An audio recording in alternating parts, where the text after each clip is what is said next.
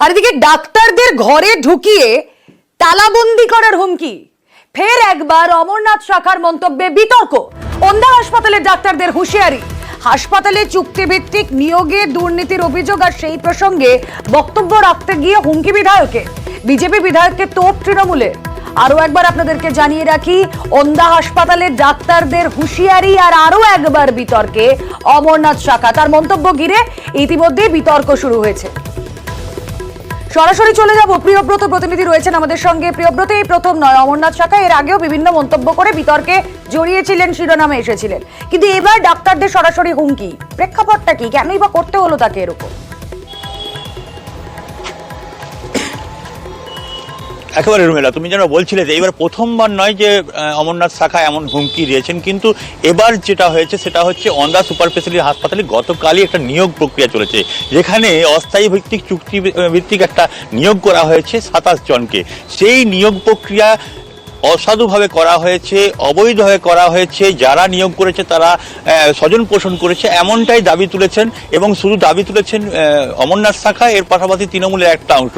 তারা দাবি করছেন যে এই নিয়োগ প্রক্রিয়ায় তৃণমূলের একাংশ জড়িত এবং সেই কারণেই এই নিয়োগ প্রক্রিয়া হয়েছে এবং এই নিয়োগকে বাতিল করতে হবে, হাসপাতাল কর্তৃপক্ষের উপর চাপ সৃষ্টি করছেন। সেই কারণে আজকে ওন্দা চৌমাথা মোড়ে বিজেপির একটা অবরোধ কর্মসূচি ছিল, সেখানেই যোগদান করেছিলেন বিজেপির বিধায়ক অমরনাথ শাখা। এবং সেখানেই তিনি দেখা যায় প্রকাশ্যে হুমকি দেখা যায় ডাক্তারদের। তিনি বক্তব্য রাখতে গিয়ে তিনি বলেন যে দুদিন সময় দিলাম, দুদিনের মধ্যে এই নিয়োগ প্রক্রিয়া বাতিল করে নতুন করে নিয়োগ প্রক্রিয়া তৈরি না করলে হাসপাতাল ঘেরাও করা হবে এবং চিকিৎসকদের একটি রুমে ঢুকিয়ে দেওয়া হয় ঘাট ধরে, তারপর সেটা তালাবন্দি করা হবে।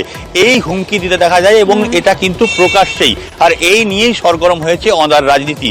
তৃণমূলের কংগ্রেসের পক্ষ থেকে এই ধরনের কথাবার্তা বলার পর কিন্তু যে বিধায়ক এই কথা বলেছেন তাকেও বলা হয়েছে তিনি যদি চিকিৎসার প্রয়োজন পড়েন তখন কিন্তু হাসপাতালের এই ডাক্তার কর্মীরাই কিন্তু তাকে চিকিৎসা দেবেন। তারা উৎসবের মৌসুমেও তারা কিন্তু সব রকম দায়িত্ব ঝেড়ে ফেলতে পারেন না। তারা কিন্তু এই উৎসবের মৌসুমেও তারা কিন্তু তাদের কর্তব্যে পিছল রয়েছে।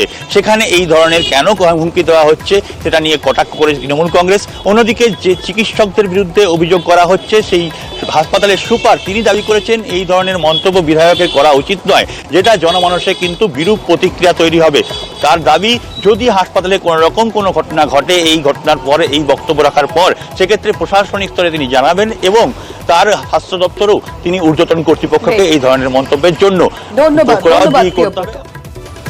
প্রতিদ্বন্দ্বিতামূলক হয়ে ইন্টারভিউ হয়ে কাজ হোক, কিন্তু আমরা কি দেখছি গোটাটাই লুট চলছে। 2-3 দিনের মধ্যেই হসপিটাল আমরা ঘেরাও করব এবং প্রত্যেকটা ডাক্তারকে ঘাড়ে ধরে একটা ঘরে ঢুকিয়ে চাবি দিয়ে রাখবো। কারণ তৃণমূল মানেই চোরে চোরে মাসতো ভাই। আর পুলিশ প্রশাসনকে বলবো যে আপনারা সেই জায়গাতে না গেলেই ভালো হয়। আজকে উনি ওন্দা সুপার স্পেশালিটি হসপিটাল নিয়ে যে বিষয় নিয়ে উনি বসেছেন ধর্নায়, সেটা সংশ্লিষ্ট দপ্তরের বিষয়, ও নিয়ে আমি সরকারি কোনো বিষয়ে আমি যাব না। উনি যে চিকিৎসকদের বিরুদ্ধে কথা বলছেন, এই চিকিৎসকরা আজ মহালয়ের দিন পরিজনদের ছেড়ে 24 ঘন্টা মানুষের পরিষেবা দিতে ব্যস্ত থাকেন। তাদের সম্বন্ধে এই মন্তব্য তীব্র ধিক্কার জানাচ্ছি। আপনার ব্যবহার সংযত করুন, আপনি একজন জনপ্রতিনিধি। মন্তব্যের বিরুদ্ধে আইন মোতাবেক যেন ব্যবস্থা গ্রহণ করা হয়, এই অনুরোধ আমি রাখলাম।